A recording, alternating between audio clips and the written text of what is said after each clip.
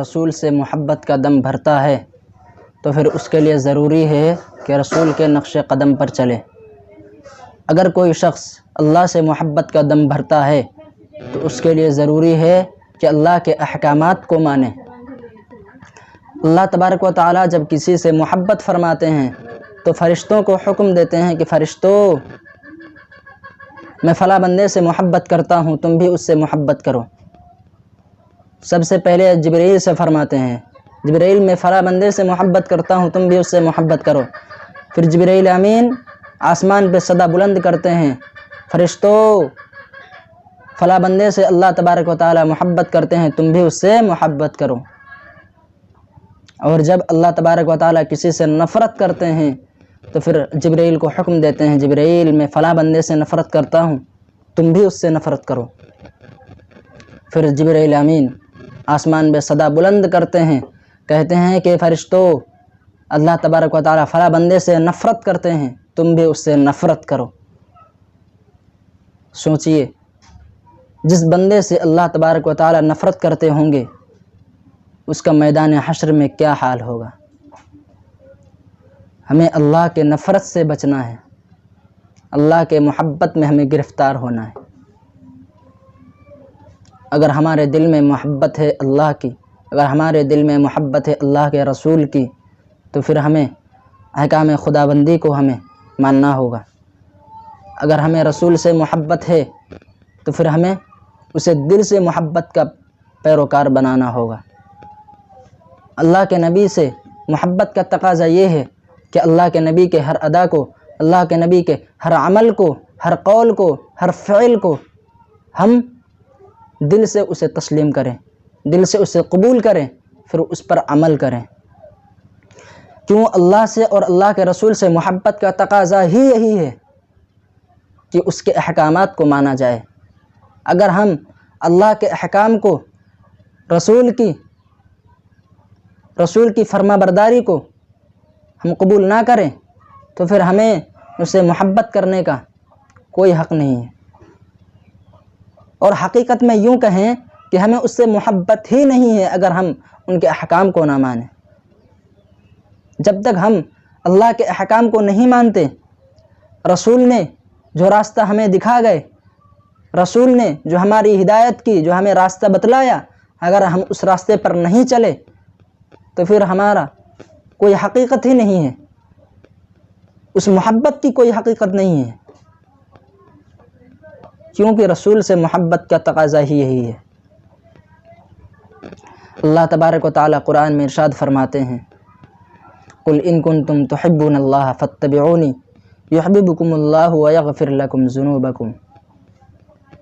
رسول فرما دیجئے کہ اگر تم اللہ سے محبت کرتے ہو تو تم میری اتباع کرو، تو اللہ تبارک و تعالیٰ تم سے محبت فرمائیں گے اور تمہارے گناہوں کو بھی بخش دیں گے۔ اللہ تبارک و تعالیٰ قرآن میں فرماتے ہیں۔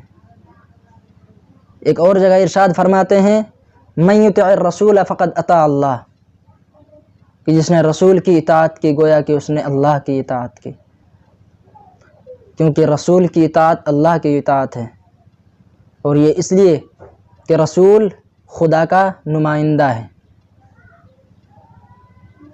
اس کی حکومت، سلطنت ہر جگہ پر ہے، لیکن زمین پر اس نے اپنا نمائندہ چھوڑا ہے، اس نے اپنا نمائندہ رسول اکرم جناب محمد الرسول اللہ صلی اللہ علیہ وسلم کو بنایا ہے۔ تو اگر ہم نمائندے کی بات کو مانیں گے تو پھر وہ اصل جو آرڈر دینے والا ہے، جو حکم دینے والا ہے، اسی کی اطاعت ہوگی۔ اگر ہم اس کے نافرمان کریں گے، اس کے نمائندگی کی نافرمانی کریں گے تو پھر اصل کی ہی نافرمانی شمار ہوگی۔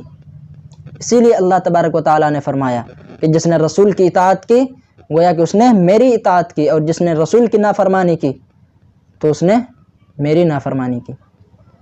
یوں تو اللہ تبارک و تعالیٰ کو ہر کوئی مانتا ہے، سوائے کچھ ایسے کچھ طبقے ہیں جو سرے سے خدا تسلیم نہیں کرتے، لیکن دنیا میں ایسا کوئی مذہب نہیں جو خدا کو تسلیم نہ کرے۔ لیکن اصل فیصلہ وہاں ہوتا ہے کہ رسول کو مانتا ہے یا نہیں۔ اگر کوئی اللہ کے ساتھ رسول کو مانتا ہے تو وہ سچا پکا مسلمان ہے، رسول کے احکامات کو مانتا ہے تو وہ مومن ہے۔ صحابہ کرام جو متعلم ہے آپ صلی اللہ علیہ وسلم کے، جو درس میں شریک رہے پورے 23 سال تک، وہ صحابہ کرام ہیں۔ وہ صحابہ کرام رضوان اللہ علیہم اجمعین، انہوں نے اللہ کو بھی مانا، اللہ کے رسول کو بھی مانا، اللہ کے احکامات کو سر آنکھوں پر لیا، رسول کے احکامات کو بھی سر آنکھوں پر لیا۔ کیوں؟ اس لیے کہ رسول کے احکامات وہ خدا کے احکامات ہیں۔ قرآن میں آتا ہے کہ رسول اپنی طرف سے کچھ نہیں کہتا، وہ جو کچھ بھی کہتا ہے وہ سب اللہ کے کہنے پر ہی کہتا ہے۔ اسی لیے ہم اگر کوشش کریں تو پھر اللہ سے محبت کی کوشش کریں۔ اور اللہ کے دل میں محبت کیسے ہوگی؟ اللہ کے احکام کو مان کر۔ اللہ کے احکام وہی ہیں جو رسول نے ہمیں دیا۔ ہم ہر ایک احکام کو مانیں، فرائض کو مانیں، واجبات کو مانیں، نوافل سنن کو مانیں۔ اللہ تبارک و تعالی جو اس بندے سے اتنا ہی محبت کرتے ہیں جو بندہ جتنی زیادہ نوافل سنن ادا کرتا ہے۔ اللہ تبارک و تعالی، یہ مسلم شریف میں آیا ہے کہ جب اللہ تبارک و تعالی بندے سے محبت کرتے ہیں تو گویا کہ اس کے کان بن جاتے ہیں جس سے بندہ سنتا ہے، اس کی آنکھ بن جاتے ہیں جس سے بندہ دیکھتا ہے، اس کے ہاتھ بن جاتے ہیں جس سے بندہ پکڑتا ہے، اس کا پیر بن جاتا ہے جس سے بندہ چلتا ہے۔ تو اللہ تبارک و تعالیٰ کی ہمیں محبت حاصل کرنی چاہیے، نہ کہ نفرت۔ اگر ہم نفرت ہمیں مل گیا، اللہ تبارک و تعالیٰ نے ہم سے نفرت کر لی، تو پھر ہمارا کوئی پرسان حال نہیں ہوگا۔ میدان حشر میں اللہ تبارک و تعالیٰ ہمارے ساتھ کیا سلوک فرمائیں گے وہ تو اللہ ہی بہتر جانتا ہے۔ کیوں؟ اس لیے کہ اللہ آقا ہے، اللہ سب کو پیدا کرنے والا ہے، اللہ ہر چیز کو بنانے والا ہے۔ انسان کو اسی نے بنایا، انسان کو اسی نے پیدا کیا۔ اللہ تبارک و تعالیٰ بھی تو یہ کہتا ہے کہ بندے میں نے تیرے لیے سب کچھ کیا، میں نے تجھے زندگی دی، بچپنا دیا، جوانی دی، پھر بڑھاپا دیا، لیکن تو نے میرے لیے کیا کیا؟ پوری زندگی گزار دی، میرے لیے کیا کیا؟ میرے لیے اگر کچھ کیا ہوتا تو آج مجھے دکھاتا، لیکن تو نے میرے لیے کیا ہی کیا ہے۔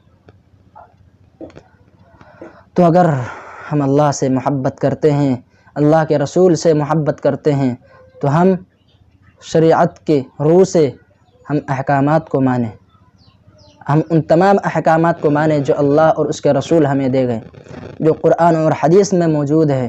اللہ تبارک و تعالیٰ کے ان تمام احکامات کو ہم سر آنکھوں پر تسلیم کریں، مانیں، تب ہمارا بیڑا پار ہوگا۔ آخر دعوانا الحمدللہ رب العالمین۔